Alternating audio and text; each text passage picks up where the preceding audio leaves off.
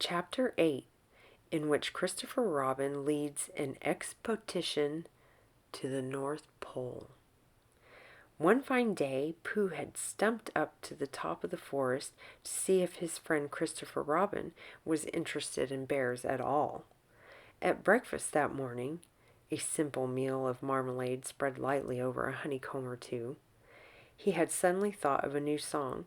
It began like this: "Sing ho, for the life of a bear."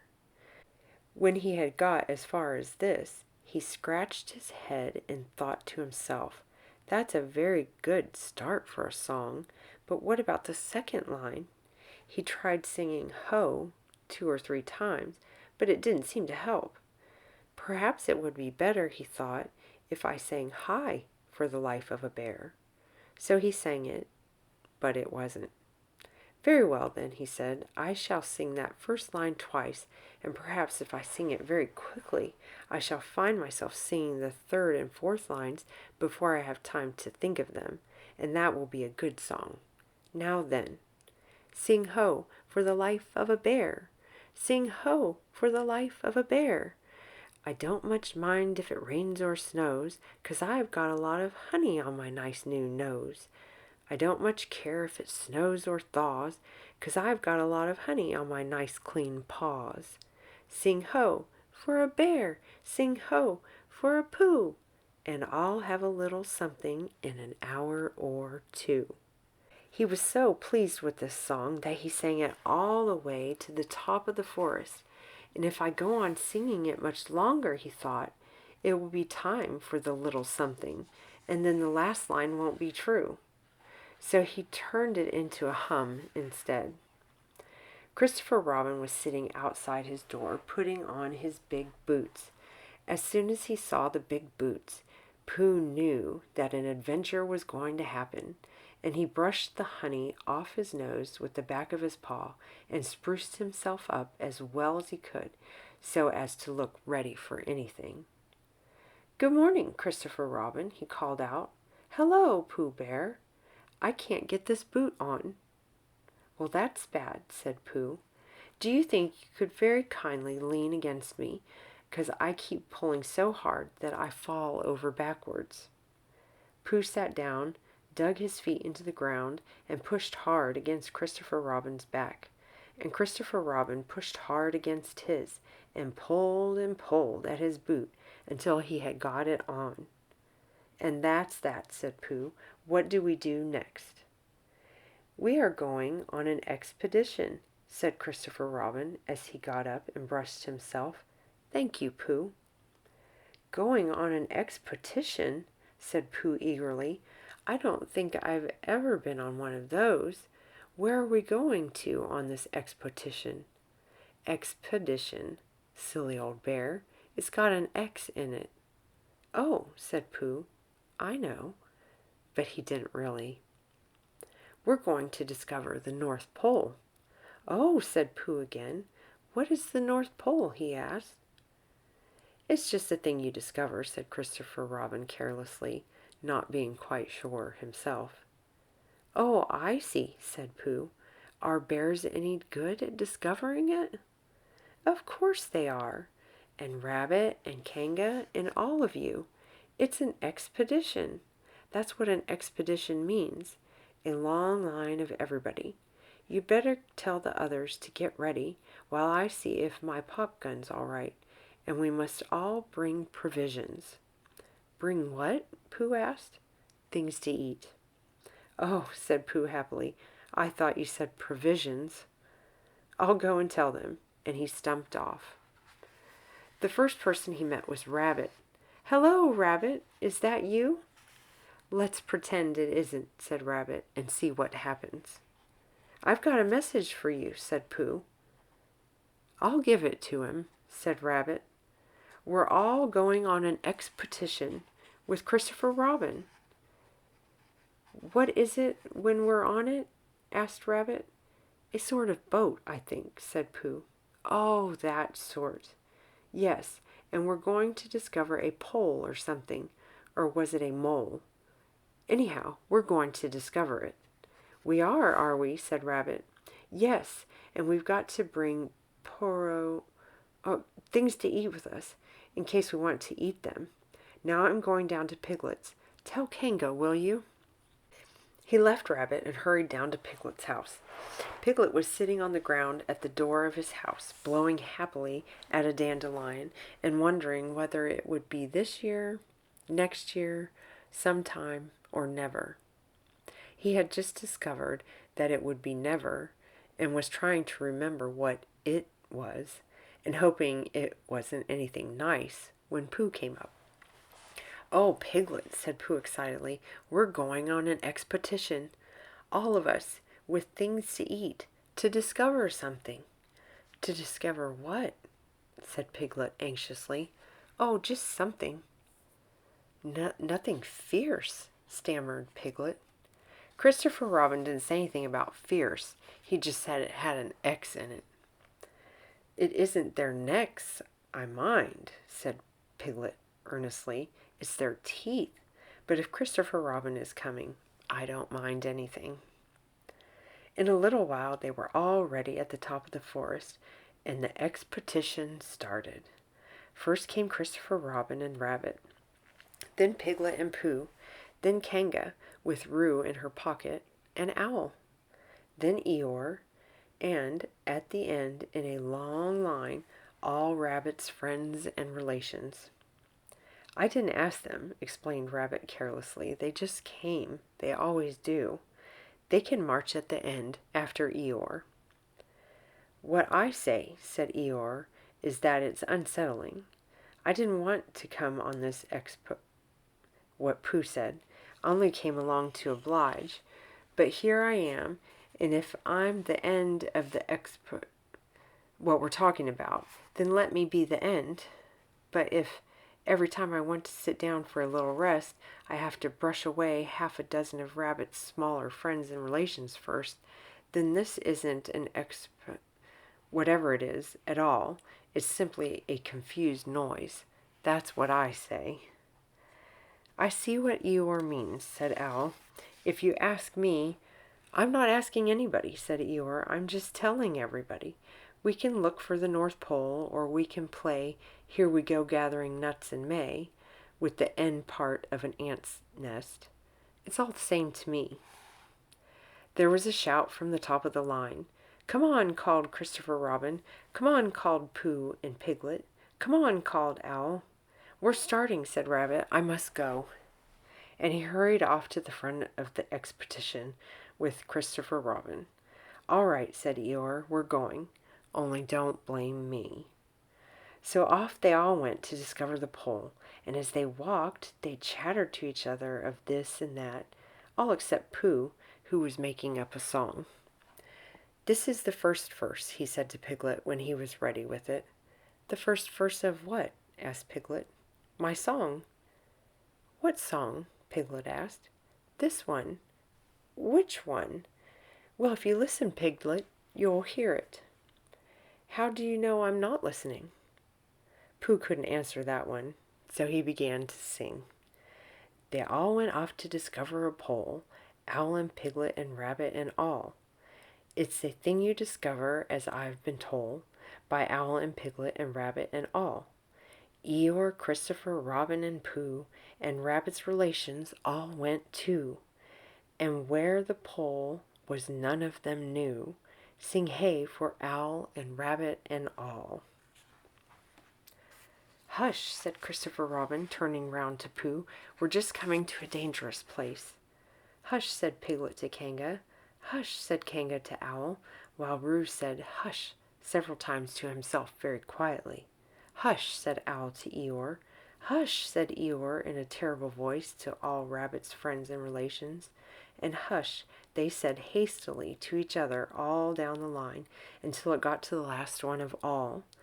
And the last and smallest friend and relation was so upset to find that the whole expedition was saying "hush" to him that he buried himself head downwards in a crack in the ground and stayed there for 2 days until the danger was over, and then went home in a great hurry and lived quietly with his aunt ever afterwards. His name was Alexander Beetle.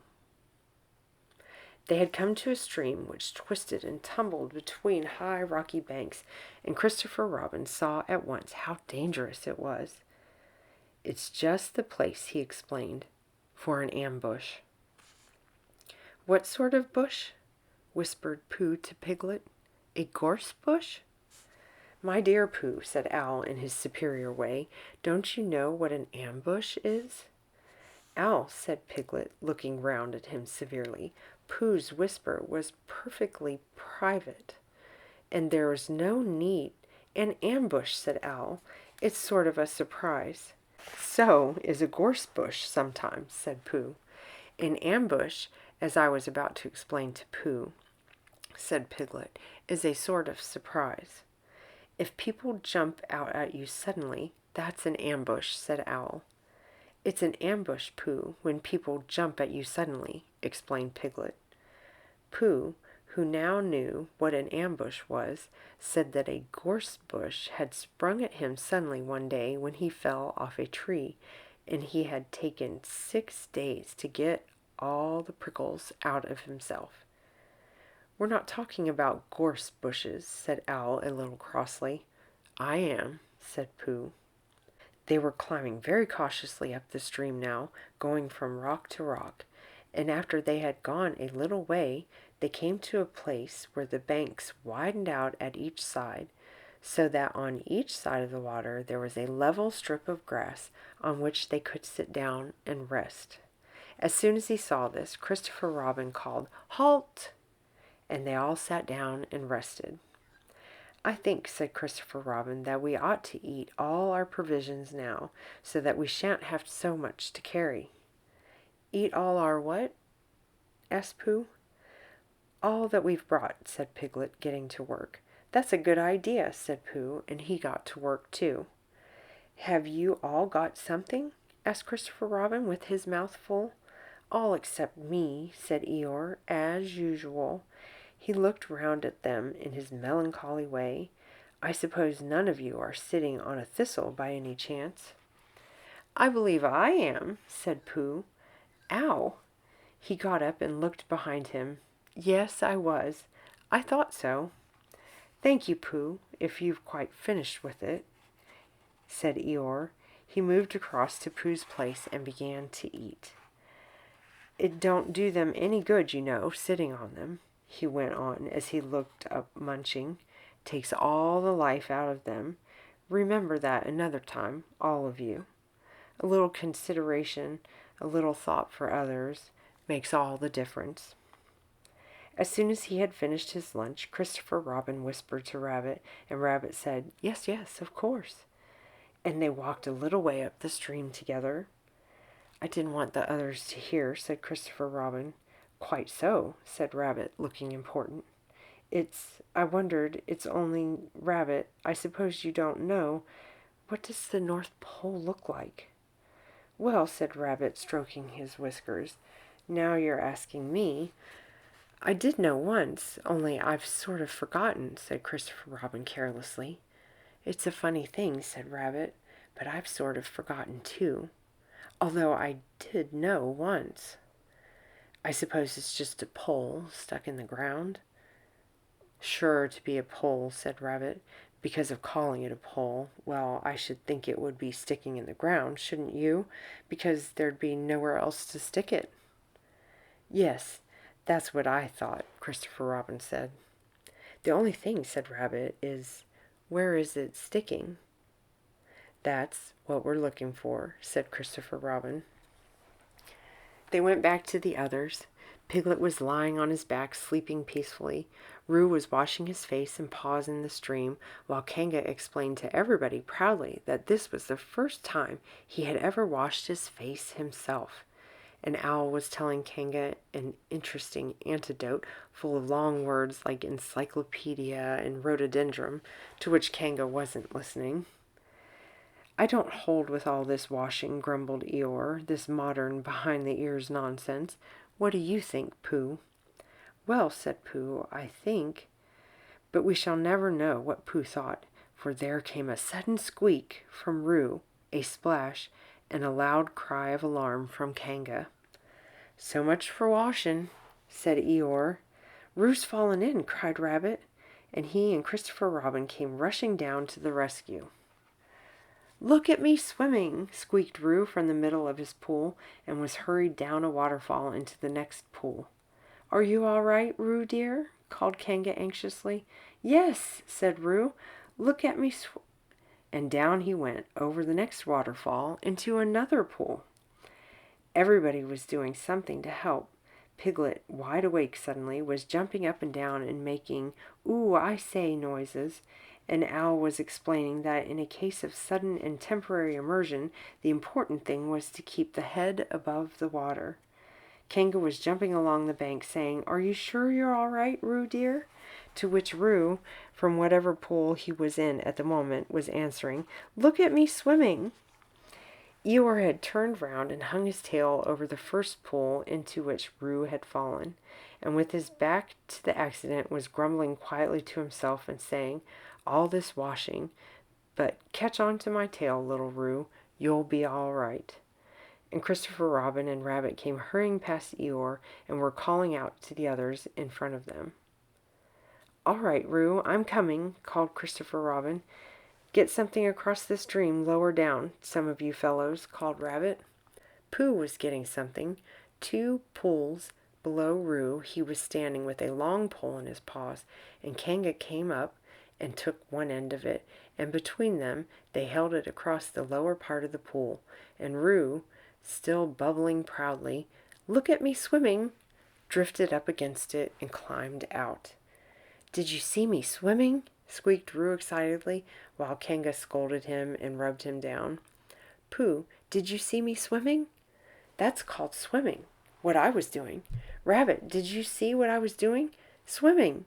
"Hello, Piglet. I say, Piglet, what do you think I was doing?" "Swimming." "Christopher Robin, did you see me?" But Christopher Robin wasn't listening. He was looking at Pooh. "Pooh," he said, "where did you find that pole?" Pooh looked at the pole in his hands. "I just found it," he said. "I thought it ought to be useful. I just picked it up." "Pooh," said Christopher Robin solemnly, "the expedition is over. You have found the North Pole." "Oh," said Pooh. Eeyore was sitting with his tail in the water when they all got back to him. "Tell Roo to be quick, somebody," he said. "My tail is getting cold. I don't want to mention it, but I just mention it. I don't want to complain, but there it is. My tail's cold." "Here I am," squeaked Roo. "Oh, there you are," said Eeyore. "Did you see me swimming?" Eeyore took his tail out of the water and swished it from side to side. "As I expected," he said. "Lost all feeling. Numbed it. That's what it's done. Numbed it. Well, as long as nobody minds, I suppose it's all right." "Poor old Eeyore. I'll dry it for you," said Christopher Robin, and he took out his handkerchief and rubbed it up. "Thank you, Christopher Robin. You're the only one who seems to understand about tails. They don't think. That's what's the matter with some of these others. They have no imagination. A tail isn't a tail to them. It's just a little bit extra at the back." "Never mind, Eeyore," said Christopher Robin, rubbing his hardest. "Is that better?" "It's feeling more like a tail, perhaps. It belongs again, if you know what I mean." "Hello, Eeyore," said Pooh, coming up to them with his pole. "Hello, Pooh. Thank you for asking, but I shall be able to use it again in a day or 2. "Use what?" said Pooh. "What we were talking about," said Eeyore. "I wasn't talking about anything," said Pooh, looking puzzled. "My mistake again. I thought you were saying how sorry you were about my tail being all numb, and could you do anything to help?" "No," said Pooh, "that wasn't me," he said. He thought for a little, and then suggested helpfully, "Perhaps it was somebody else." "Well, thank him for me when you see him," said Eeyore. Pooh looked anxiously at Christopher Robin. "Pooh's found the North Pole," said Christopher Robin. "Isn't that lovely?" Pooh looked down modestly. "Is that it?" said Eeyore. "Yes," said Christopher Robin. "Is that what we're looking for?" Yes, said Pooh. Oh, said Eeyore. Well, anyhow, it didn't rain, he said. They stuck the pole in the ground, and Christopher Robin tied a message onto it. North Pole, discovered by Pooh. Pooh found it. Then they all went home again, and I think, but I am not quite sure, that Roo had a hot bath and went straight to bed.